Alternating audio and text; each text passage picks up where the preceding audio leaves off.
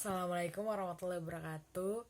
Saya Latasya Ananda, NIM 2017-398, Manajemen Law Firm kelas F. Di video ini saya akan mereview sebuah buku, yaitu Kantor Hukum, Pendirian dan Manajemennya, yang dikarang oleh Ari Wahyudi Hertanto. Di buku ini terdapat 4 bab. Di bab yang pertama, yaitu tentang seputar proses pendirian kantor hukum. Nah, di bab pertama ini terdapat 2 poin yang saya ketahui, yaitu yang pertama itu tata cara pendirian kantor hukum dalam perspektif teoritis. Lalu di poin kedua itu kantor hukum dan dalam perspektif praktis. Di bab kedua, yaitu manajemen kantor hukum. Di bab kedua, yaitu ada 3 poin, yaitu yang poin pertama, struktur umum manajemen kantor hukum, dan poin kedua, kantor hukum merupakan perusahaan. Dan poin ketiga, serba-serbi keuangan internal kantor hukum. Di bab ketiga, yaitu struktur organisasi kantor hukum. Di bab ketiga ini terdapat 2 poin, yaitu poin pertama, struktur umum manajemen kantor hukum. Di poin kedua, struktur tugas dan tanggung jawab advokat. Nah, di bab yang terakhir ini, bab keempat, yaitu terdapat profesi advokat, kode etik, tanggung jawab profesi, dan sejarah asosiasi advokat.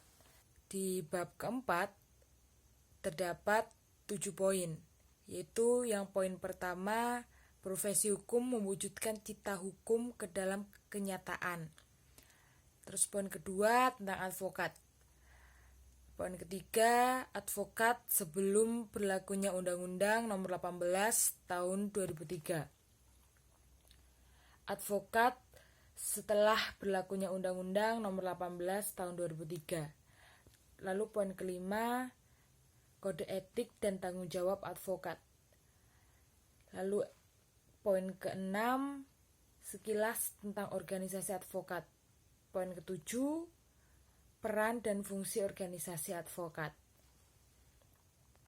Jadi buku ini tuh sangat mudah dimengerti dan juga penjabarannya itu sangat luas mengenai perihal law firm, mulai dari bentuk kantor hukumnya, dan juga tata cara pendirian kantor hukumnya, keanggotaan kantor hukumnya, manajemen dan struktur dalam kantor hukumnya.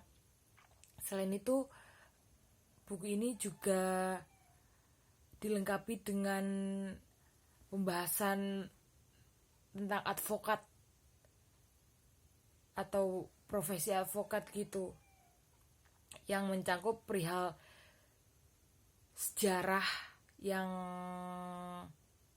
meluas dan juga bisa dimengerti. Dan juga buku ini tuh menjelaskan etika advokat, terus tanggung jawab sebagai kita atau nantinya kita yang akan menjadi advokat, nanti tanggung jawabnya seperti apa, itu dijelaskan dalam buku itu dengan jelas. Sekian video dari saya. Bila ada salah mereview atau salah kata, mohon dimaafkan. Wassalamualaikum warahmatullahi wabarakatuh.